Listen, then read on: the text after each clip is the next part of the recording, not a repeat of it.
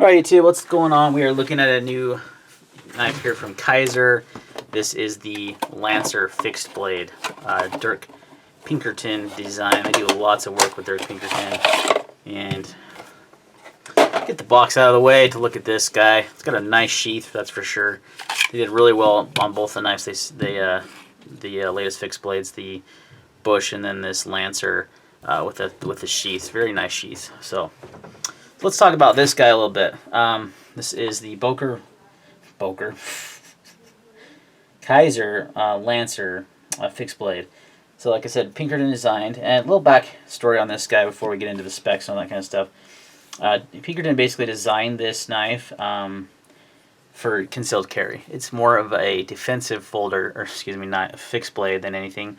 Basically, one of the reasons why problems with concealed carrying knives is the handle gets a little too long. So the handle on this one's actually quite a bit shorter than the blade, as you can see, by quite a bit. But I'm able to get a full 4-finger grip on that. So it's a very comfortable knife for me. It fits my hand perfectly. So he wanted to basically make a grip that was small enough to conceal carry, but also be very comfortable, like in a reverse grip, or an edge out grip, or a stabbing motion type grip, to make it more comfortable and make it easier to conceal. One of the interesting things he mentioned is that it's very popular with martial artists, and most of his design of this is sold as in Australia, actually. Kind of surprising. So what it does, this blade style kind of blends two different blade styles. It's a Copus and a very humble chef's knife. So kind of a mix between the Scottish, I think it's the Scottish Copus knife and the chef's knife. He says he has one customer that even uses this as a hunting knife, fixed blade.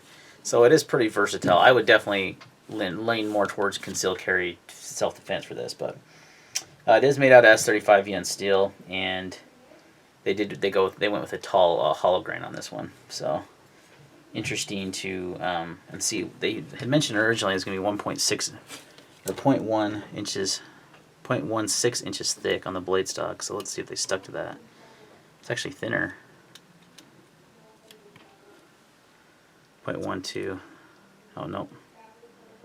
Gosh, these things have had issues. Yep, 0.16, so he's spot on that. And he said he designed the grips. This G10 is kind of like these dimples in it. Kind of like VZ grips on a handgun. If you were, I think actually, no, they're not VZ, but they're kind of like VZ grips. I have one on my Ruger Mark III 2245. Very similar grips to these. So very comfortable knife in the hand. So that's kind of some backstory on the design of the knife, which I thought was pretty cool. I was able to find that when I was doing some more research on this guy. It does have a 4.75 inch blade length. Like I said, S35 VN steel on this one. Your overall length is going to be 8.5 inches. With your width this way at 1.25, 0.16 like we talked about. Spear point style Copus, like we mentioned, kind of chef's knife. So you could probably, well, let's just get into that before we, or keep talking about the specs before we get into that. Your weight on this guy is going to be 5.69 ounces. I'm not sure if that includes the sheath, so let's do a sheath weighing with the knife in the sheath. Like I said, one of the best things about the latest Kizer fixed blades they've done is the sheaths have been fantastic. So with the sheath, it's 8.5 ounces.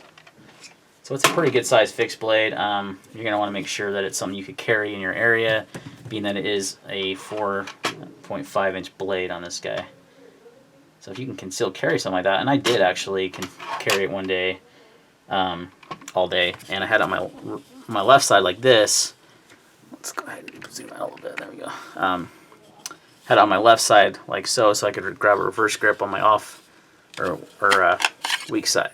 Weak side draw because I carry my handgun on my right hand, so I can use this as a self-defense method on the left. So works very good in this grip. It's very, very comfortable. You have this nice pommel for your thumb. You get a really solid, nice, comfortable grip on here. It's got a very, very slicey, blade. What is the thinness behind the edge here? Just out of curiosity, I always like to measure this. 0.038, so not very thin, but it's it's a fixed blade. It's meant to be a little bit more durable. It does have the blade definitely tapers down into a pretty very sharp point, and I would think that would be a point of weakness in this knife as far as using it as a like outdoor camping, hiking, you know, some sort of knife like that. I don't think, you know, that tip would be a weak point because it's meant for stabbing and piercing. So, but you know, it was designed kind of like with the chef's knife in mind, so you could use this as a food prep knife. I think it would do pretty well for that. So lots of versatile different uses for these kind of blade shapes, and that's kind of what he was going for in his design of this knife. So like I said, I carried it, and I would probably, for me, where I would use it would be as a self-defense knife or as some sort of kitchen use. I think you'd do pretty well, actually, in that. Now, it's a little thick behind the edge for kitchen work, so maybe when I say food prep, maybe I mean more like outdoors. You know, he did say he had a customer that used this as a hunting knife. You could use it's pretty versatile design. You know, there's a lot of ways you could use it. It does have a nice sharpening choil there. Love the jimping right here. Definitely locks the thumb in. Handle is super, super comfortable. Let's go ahead and do some size comparisons here. Some fixed blades that I have. That's my go-to outdoor bushcraft, camping, whatever knife. The Survive Knives GSO 4.1. And then we have the recently reviewed Kizer Bush. Got pretty good review on that one. Pretty beat up. So this one does have a little bit longer handle, and so does this one as well. But again, he designed it that way to be more concealable. And these are more, you know, camp knives. I just don't really have any other knives that are similar to this to compare it to. So these are the two that I thought would size-wise be a good comparison. And again, great sheath on the Kizer. They did an excellent, excellent job. That's one where a lot of companies really kind of skimp.